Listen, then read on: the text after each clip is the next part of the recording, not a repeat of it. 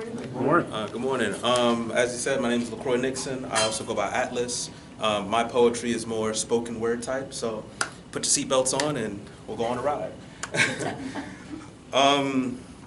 Studies show that 100% of everything has a first time.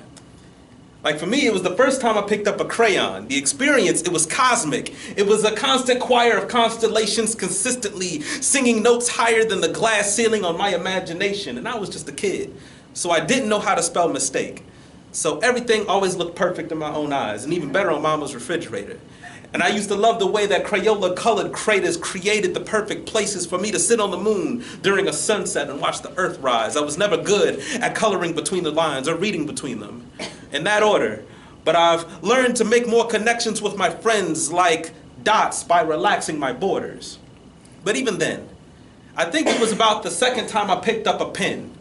It was a ballpoint ballroom the way we waltzed across paper. An unchoreographed calligraphy of synergies sending me on an adventure. Our steps were about as refined as a doctor's signature is. Moves smoother than sea breeze and Dr. Pepper Fizz. And who would have thought?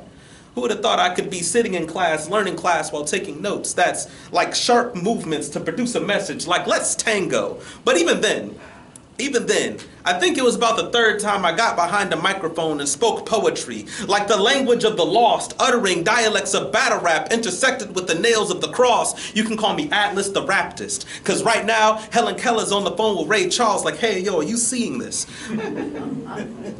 See, I'm just crossing gospel across cultural references to go spell something new and squash differences. And the difference is that I open carry the truth in the location of where help is. I've learned that it's hard to conceal a question when it's loaded. And that was the fourth time I was afraid to go to school. Afraid I'd be the answer to somebody else's statistic problem, because nowadays people don't like to do the math. By the way, I can't tell you how many times I've met failure or how many times I've met fear.